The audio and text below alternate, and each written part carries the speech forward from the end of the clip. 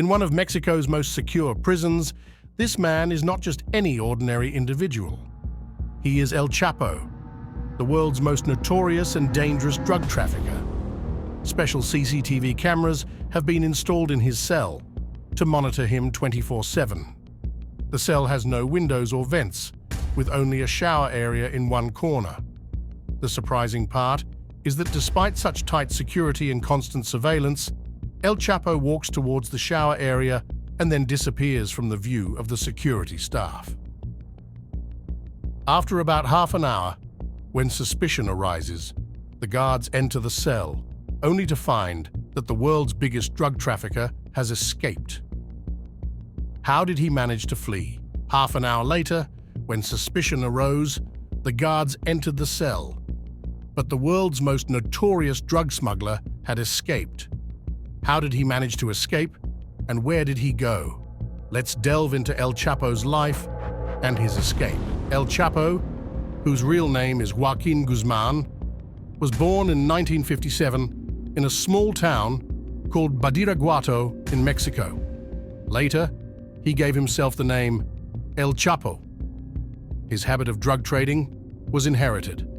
His father, who was also a small-time drug dealer, kicked him out of the house at a young age. El Chapo had no means of livelihood, and despite searching, he found nothing. So he started selling drugs. At just 15 years old, he began growing drugs himself. He would choose a secluded area and start cultivating marijuana there. Gradually, his drug trading business grew so much that major drug dealers in Mexico wanted him in their gangs. In the 1970s, he joined a drug trafficking gang called El Güero Palma.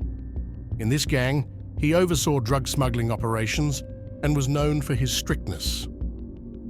If a delivery was late or any mistake was made, he would kill the dealer. In the 1980s, he joined the gang of the most famous drug dealer of that time, El Padrino Gallardo. This gang was the largest drug trafficking organization in Mexico. El Chapo was given the responsibility of logistics and drug shipments within the gang. His job was to oversee the drugs coming from Colombia to Mexico. However, in 1989, the gang's leader, Gallardo, was captured by the authorities and the gang disbanded. Seizing the opportunity, El Chapo formed his own gang, which he named the Sinaloa Cartel.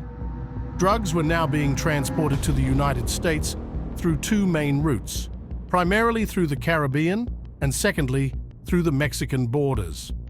American agencies focused most of their attention on the Caribbean route, capturing many drug dealers and gangs. El Chapo capitalized on this, using different channels to smuggle drugs into the United States. He cultivated a variety of drugs, including methamphetamine, heroin, ecstasy, cocaine, and marijuana, focusing on these because they were the most profitable. However, transporting drugs into the US was not easy, and he employed cunning methods to accomplish this. Initially, he smuggled drugs with less odor, like cocaine, hiding them in fire extinguishers, chili pepper cans, or car rims, which drug-sniffing dogs could not detect.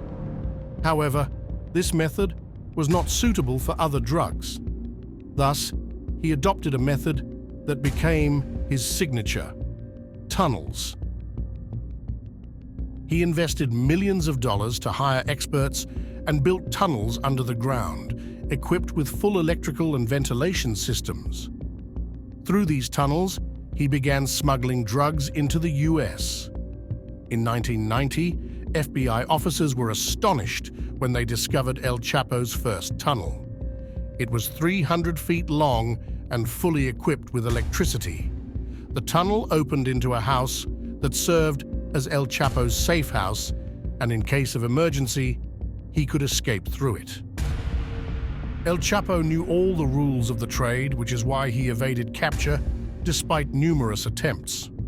In November 2010, another tunnel was found in Otay Mesa with similar facilities, and additionally, a rail system on the ground was installed to transport debris during construction and later, drugs. In 2012, more tunnels were discovered in Otay Mesa, connecting Tijuana and San Diego. Due to his exceptional skill, El Chapo and his gang became known as the kings of tunnels. He built his tunnels so deep that even ground-penetrating radar machines couldn't detect them. The entrances were cleverly concealed, often under bathtubs or toilets. Before constructing these tunnels, he carefully selected the locations. El Chapo primarily targeted the California city of Otay Mesa on the US-Mexico border for his smuggling operations. He chose Otay Mesa for three main reasons. First, it was close to two major transportation hubs, Tijuana and San Diego, making it easy to transport drugs to agents. Second, it was an industrial area with many factories. The heavy machinery and traffic noise made it easier to dig tunnels, as the noise from the digging was masked by the factory sounds. And the third reason was the soil.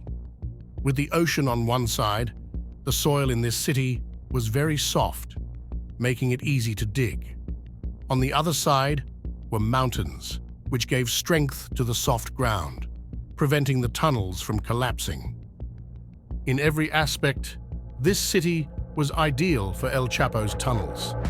On June 9, 1993, Mexican authorities finally captured El Chapo and sentenced him to 20 years in prison. However, this prison also became his office.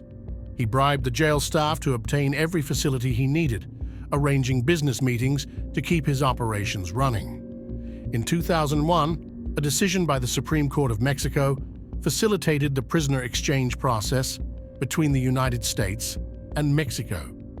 El Chapo knew that due to his drug smuggling activities, the US government would do everything possible to have him extradited and imprisoned in the US, from where escaping would be much more difficult.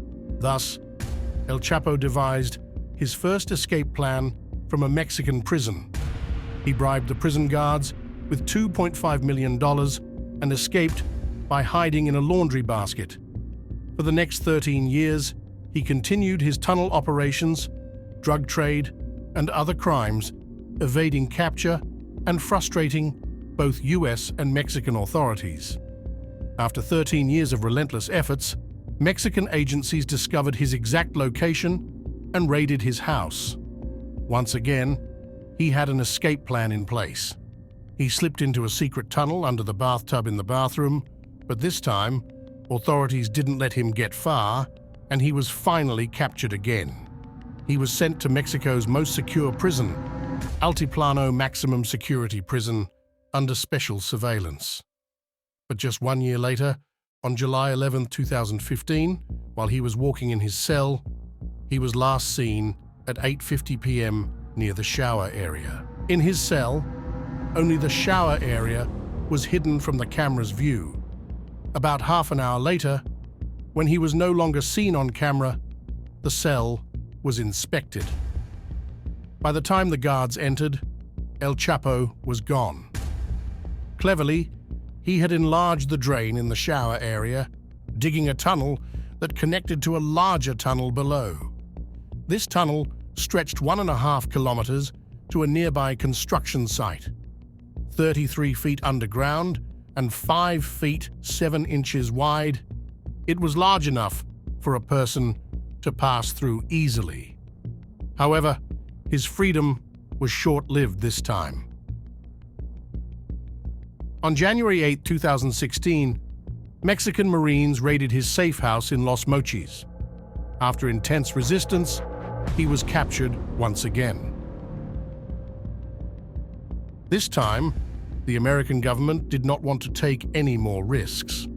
Thus, in 2017, El Chapo was handed over by the Mexican authorities to the USA, where he is now serving his life sentence in the Supermax prison in Colorado.